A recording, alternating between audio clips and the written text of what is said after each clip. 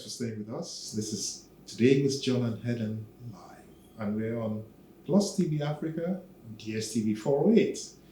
It's been quite a session today, and I think it's even getting better. Because with us in the studio now is our second guest, Dr. Olatunji Odebi. He's a distinguished researcher, psychologist, and Employee Assistance Program, EAP, specialist with over 30 years of extensive experience in various professional roles. Dr. Odebi currently serves as the Chief Operating Officer of Research and Development Services Limited, and has worked on projects both locally and internationally. Doctor, you are welcome to the program. It's good to see you. It's good to see you too, sir. Yes. Doctor, with people like you, we could take the whole day. So I'm going to start the questioning right away. So I'd like you to please shed some light, on the most common mental health challenges that workers face in today's workplace, because that's where we spend most of our time. Thank you very much, sir. And it's my pleasure being here. Basically, the workplace is also maybe something that we should put in perspective now, because it's gradually transitioning into workspace. Yeah, it's no more workplace as we know it, skyscraper. You take the elevator, you sit down by the desk. That's right. Now you can be by the beach and still deliver. So all of these are informing the present workplace and workspace. So we still call it workplace because it's hybrid in a way now. Many organizations that are very progressive, they are making it hybrid. Look, take some time, do work from home, and the rest of it, you can come to the office. Exactly. We can have meetings, then do our strategy, and then move on. Now, having said that, there is the basic problem that average work face, and that is, number one, could be tagged relational. You understand? And that maybe extends to other areas of our lives. You see, these machines that are before us, we can relate with them. I push this, it answers me. But humankind, we are fairly complex. So given that we cannot readily push us like AI, like buttons. So with that, it becomes complex. And in the workplace too, people bring their characteristics, personality variables. Some may come and they may be bullish, they may be aggressive, and the rest of it. So, and basically this creates some tension for certain individuals, and then it becomes an issue. So that is relational. Yeah. But in terms of psychological distress, we have basic ones: stress, anxiety, and depression. So these are the commonest. But again, I had a earlier speaker talk about depression and how we can use art therapy to combat it. Fine. But there are different stages of depression. It's classified.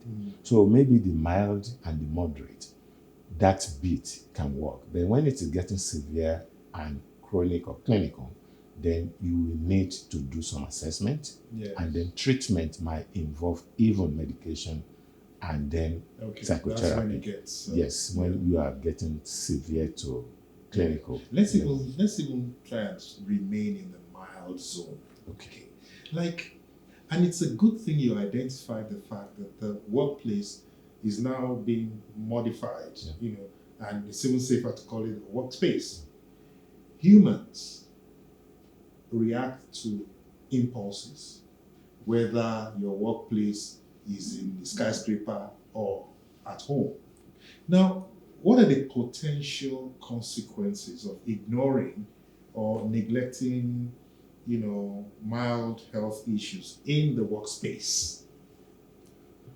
Well, basically, we encourage people primarily to, let me start with a bit of philosophy. In the old temples in Memphis, old Greeks, they put something there as you are entering the temple. Man, know thyself. Yeah. You understand? It begins with all. All of it begins with that. Yes. Now, if you have not come into relationship with yourself, that relation, as I mentioned earlier, begins with you actually. Now, all these parts are forming a whole. That whole has extension in the spiritual, mental, and then the physical. All of them mix together. So basically, if you want to be in well-being and wellness, you start to ask yourself your own question. What is my life goal? Where do I go from here? So with that, you can then know when you are having what the good book calls chastisements of our peace. When you know that your peace is challenged in a way. So you now come to realization that no, I have to do something. People engage in different coping methods at that point in time. Part of it we call negative because they involve more damage than good. But the positive coping methods, maybe like getting to have good sleep, like physical activities, like managing your diets and the rest of it, they all work for employees in the workplace. So knowing yourself and then know that something is not aligning is where to begin. And of course, knowing yourself is like knowing your threshold. Exactly. You know, your elasticity, how much can you cope with? Yes. Yeah. Because some people with this particular maybe trying time with the fuel hike and the rest of it, some people have adjusted. Don't forget that that is about maybe the survival of the fittest anyhow. From a biological standpoint to this point, it is that species or the individual who can adjust that will scale that particular trend. But doctor, we can argue. We can argue that your employer doesn't care about your threshold and all of that, you know. So, I mean, in that light, could you maybe provide examples of effective strategies for our employers to promote mental well-being among the employees? Because they don't care sometimes. Now, let me say that this particular year mental health maybe theme is very apt. And it's talking about the fact that mental health is universal human right. Now, that bit positions it for everyone to realize that employer must recognize that I have a right to mental health, not just medical or physical health, mental health, because there is no health without mental health. So now what they need to do, part of what the rights in the workplace talks about is the sleep, pay sleep. Now that's very important because when you go through the 8 pillars of wellness, financial wellness is one of them. Yes. Okay. So without it, we can debate this that, okay, satisfaction doesn't come from salary alone and whatever. I agree with that. Not just salary, but that will meet your basic needs. So we need to emphasize that. Then after that, we have to see the relevance of the work itself. Yeah. Is it going to enhance my competence? Do I get satisfied with this? Or I'm just marking time? Don't forget, we have what we call presenteeism, which is different from absenteeism. Presenteeism. Yes. People come to work. When they don't come due to sickness or whatever, we call it absenteeism. Okay. But I can come right here and then be in front of my computer and then my mind is in Casablanca for all that I care. It's in fact, some people have done back-end analysis of the computer of their employees to realize that some even go as far as pornographic maybe sites when they just while they wait time. When that it's 5 o'clock, exactly they go home. That is not good enough. So you need to meet midpoint, know the need of your employee, And then the employee too will realize, maybe I should point out here, sir, Yeah. that the main thrust of EAP has to do with productivity. And if you put the coin in between employer and employee right here, the employer is looking at how do I make profit? And EAP wants to help with that. Then employee is looking at my well-being, my condition, and then improving myself. We also get to look at that. So the two have common goal, but different approaches to it. The main thrust is productivity. Employee must be well, in good health, in good mental state for him to be productive. And employer's responsibility is to make sure that that employee has all of that so that he can be productive and give him profit. And that is what my next question addresses, actually. Because there's something we call a work culture or a workspace culture, right? And I think to a large extent, we need to protect the employee more in most of our workspaces. So, in your experience, what role does that culture play in either exacerbating or mitigating, mental health issues among employees? Because if the environment is wrong, it affects the employee's head. Actually, I was maybe enumerating some of these conditions that are fundamental for employees for them to perform and be productive. Yes. You just reminded me of one. Yes. Yeah. You just reminded me of one. And that is the environment itself. Yep. So, and don't forget, many organizations that has HSE, which is health, safety, and environment. So all of that is encapsulated for it to be like, look, this fellow must be in good health. And I have to be mindful of the environment. It must be free of hazards. That's basic. Then the environment must be enhancing in the sense that, look, if I don't have what it takes for me to be comfortable at work, then I may not be productive. But Prof, if it is when you have the liver or you can easily find another job, that you can enforce these things with your employer. Now, let me say that EAP is growing in Nigeria. In the climes that they are well established, there are policies in place to address that. For instance, some countries, as long as you have certain number of employees, you must engage providers of employee assistance program. Don't forget, employee assistance program is just the balance. We call it sometimes employee well-being program. Okay. So that the well-being of staff is very paramount in that regard. So then the employee will not have to battle with the employer over those things are taken for granted. The government has realized the fact that, for instance, in South Africa, maybe given the experience of apartheid and then HIV/AIDS, by the time COVID is coming, it has met certain fundamentals in place such that employers cannot look the other side. So they are entrenched policies that will safeguard the well-being of employees in the workplace. This is getting quite interesting because as we go along, my mind is beginning to paint pictures again, and I see the workspace or your work or your job area as a community, right? Now things are changing. They're asking us to go hybrid, do 3 days at home, and then come in for a few hours on the fourth day. Now, don't you think that we may just be losing out on something?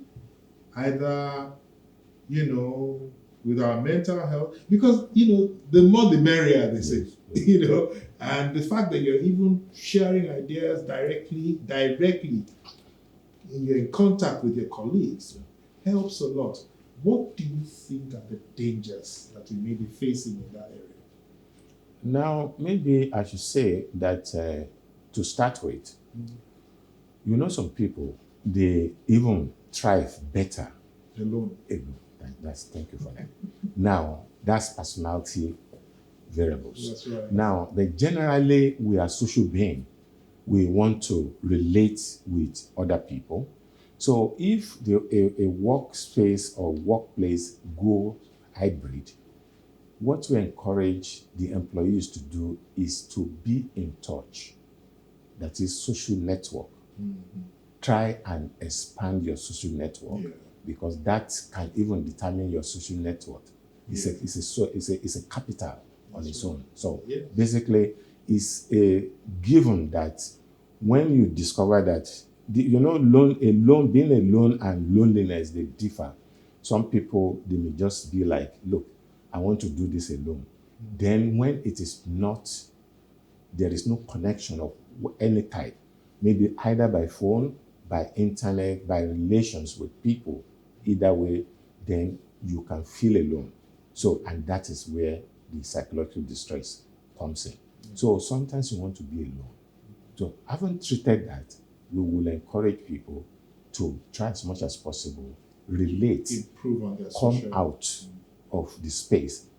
Finally, if you are in an office, it has gotten to a point that people will be like, look, don't sit behind the desk for more than so number of hours. Yes. In fact, the computer can remind you that you've got to stand up and then do some work around. And what do you do walking around? You tap on your colleague's back and be like, what is it that you were eating this morning? And then you maybe start a conversation, Yeah. and that helps. Beyond that, sir, because work influences family and family influences work, we also want to take this particular gospel to our different homes. You know, social media Yeah. is one of the major stressors now. You understand me? And people are saying that just like we put some warnings on our cigarette packs, we should start putting it on the telephone. You understand? So having said that, people can be at home and not relating. So also, husbands, wives, children, minimize your screen time. Put this thing down sometimes and then talk with human beings. We are human beings. Yes. Thank you.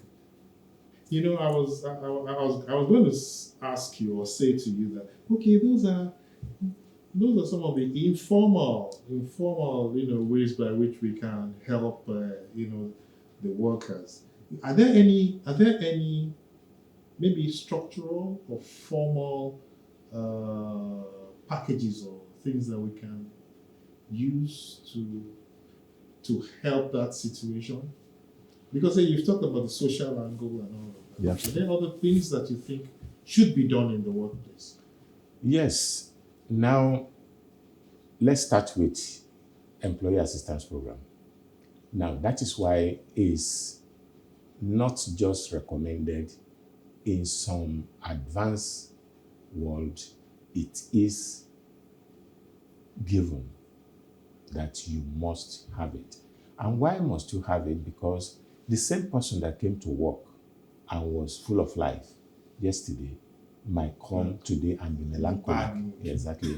Just so, and then sometimes people will just be like, it's because I'm depressed and whatever. So we encourage them to talk to experts. So we are using this opportunity to also say to different organizations to start looking the way of getting providers of EAP Yes. to manage the well-being of the staff. Because if I start now, maybe different dimensions to it that we cannot cover by these programs. Yes. Basically, because different human beings, different problems, different baggages that they come with, it is when you talk to experts that they will be able to delineate some of these things, use assessment tools, and then plan treatments and the rest of it. So these are the strict formal sense that we can talk about.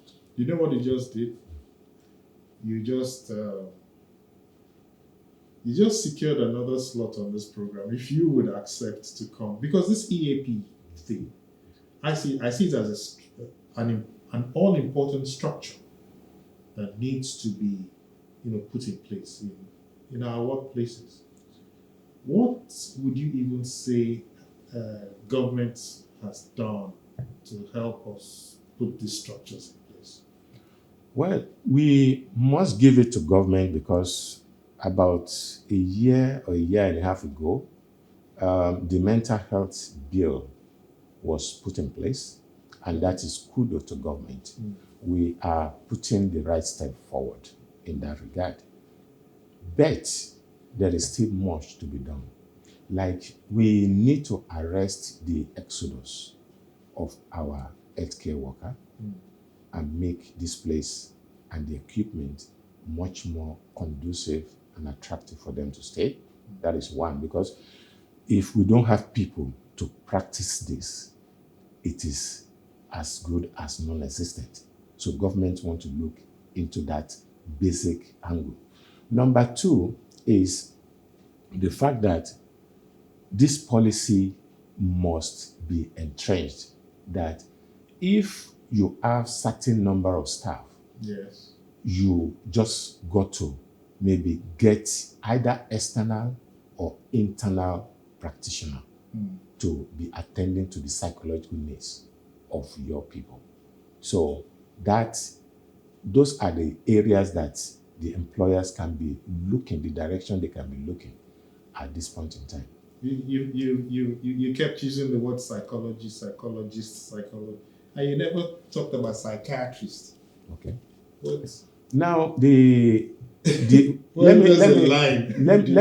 me say that EAP actually is a multidisciplinary so that's practice. also taken care of. When I say psychological and whatever, I'm just moving away from the common balance of mental health, because mental health is just one basic, maybe north in the whole gamut.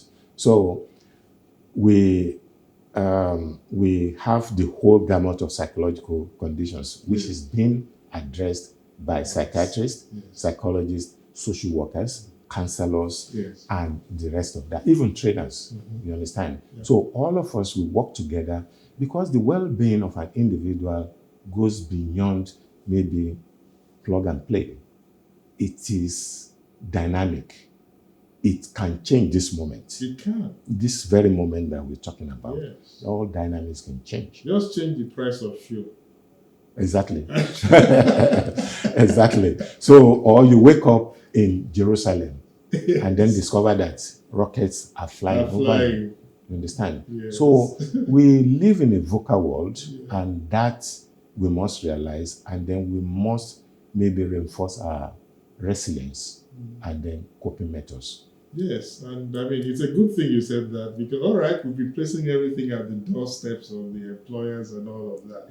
Now, even as a professional, Dr. Devi, with your wealth of experience, what advice, would you have for individuals who for their own personal health, mental health? What would you say to individuals? Say, look, okay, you on your own, you don't have to wait for your employer to do this. This is what you must do to maintain your mental health. Okay. Number one is physical. And that physical means you must engage in activities. You understand me?